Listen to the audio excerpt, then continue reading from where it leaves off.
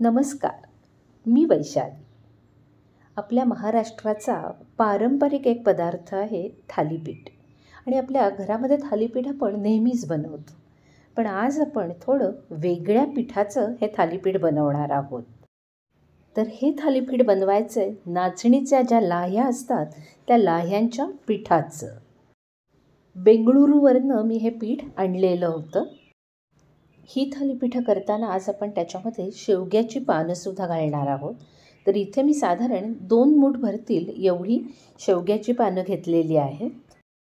स्वयंपाकघरात माझे जेव्हा असे प्रयोग चालतात तेव्हा सगळ्या घरातल्यांचा मला छान पाठिंबा असतो. माझी जाऊ मेधा हिच्या दारची ही अगदी ताजी शेवग्याची पानं आहेत.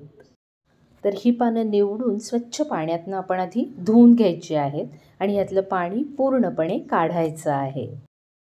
तर सगळ्यात आधी इथे आपण 1.25 कप नाचणी लाह्यांचं पीठ घेतलेलं आहे.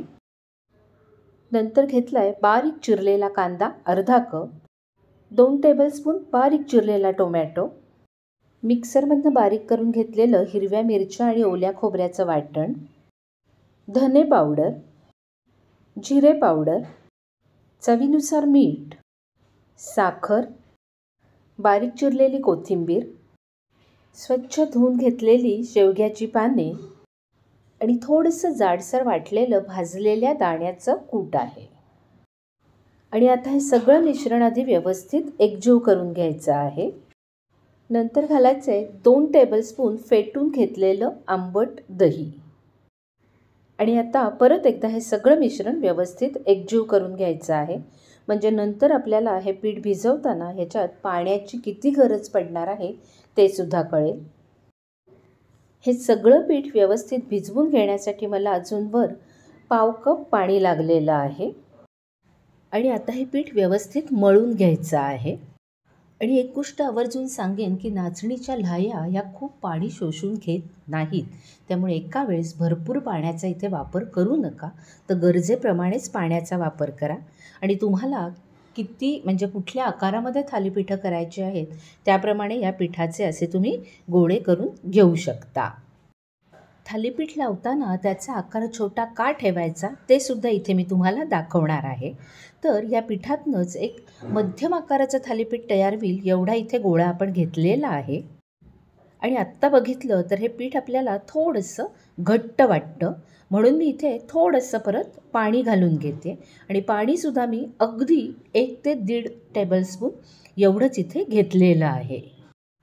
आणि अगदी नीट असं हे एकजीव करून घ्यायचं आहे. आवडत असेल तर तुम्ही इथे तीळसुद्धा वापरू शकता. इथे मी काळे तीळ वापरलेले आहेत. आणि घेतलं आहे अर्धा टीस्पून साजूक तूप. पीठ भिजवतानाच असं तूप आपण जेव्हा घालतो त्यावेळेस आपलं थालीपीठ खुसखुशीत व्हायला मदत होते. आणि आता पीठ आपलं व्यवस्थित मळून झालेलं आहे. नंतर तव्याला मी थोडंसं साजूक तूप लावलं आहे. ते तूप या तव्यावर असं पसरवून घ्यायचं आहे आणि थालीपीठ थापायला सुरुवात करायची आहे. लक्षात ठेवा तवा आत्ता गारच आहे. नाचणी ही भाजूनच लाह्या तयार होत असतात. त्यामुळे हे थालीपीठ खूप पातळ करू नका. थोडंसं जाडसर थापलं तरीही चालेल. आणि हे बघा इथे आत्ता तुम्ही बघितलं तर मी थोडंसं मध्यम आकारामध्ये हे थालीपीठ केलेलं आहे. नंतर नेहमीच्या थालीपीठाला जशी छिद्र करून घेतो तशी इथे छिद्र करून घेतलेली आहेत. आणि प्रत्येक छिद्रात थोडं थोडं साजूक तूप घातलं आहे. आणि गॅसच्या मोठ्या बर्नरवर मध्यम आचेवर थालीपीठ करायला ठेवायचं आहे. वर एक झाकण ठेवलं आहे. साधारण 2.5 मिनिटानंतर आपण झाकण काढून बघतोय. आपण नॉनस्टिक पॅनचा इथे वापर केलेला आहे, पण तरीसुद्धा हे थालीपीठ खूप सहजासहजी आपल्याला उचलून ते खालच्या बाजूला घालता येत नाही. मग या थालीपीठाचे 4 भाग करून घेतले आणि एक भाग मी वरची बाजू खाली करून घेतला. पण जेव्हा हीच थालीपीठं आपण अशी छोट्या आकारामध्ये करून घेतो त्यावेळेस मात्र ती वरची बाजू खाली करणं आपल्याला खूपच सोपं जातं. आणि मग ही खालची बाजू भाजायला सुद्धा आपल्याला अगदी 1 ते 1.5 मिनिट पुरेसं होतं. आणि मग याच पद्धतीने झटकीपट गरमागरम थालीपीठं तयार होतात. आपला रोजचा टिफिन असेल, मुलांचा डबा असू देत किंवा अगदी वेगळा काहीतरी ब्रेकफास्टचा पदार्थ करायचा असेल तर हा पदार्थ तुम्ही करून बघा. प्रयोग म्हणून केलेला हा पदार्थ माझ्या घरातल्या प्रत्येकाला आवडलेला आहे. तुम्ही पण बनवून बघा. आवडला तर परत परत करा.